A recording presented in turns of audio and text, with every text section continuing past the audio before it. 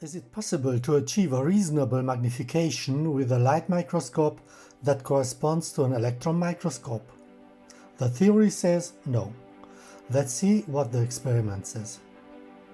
A Brightfield microscope can achieve a maximum magnification of 1000. Standard magnification of an electron microscope is about 5 to 10,000 times. We are trying now 8,000 times with a light microscope.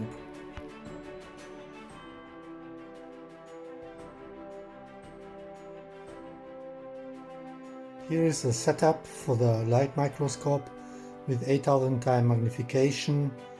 On the screen you can see a spermatocyte at this magnification.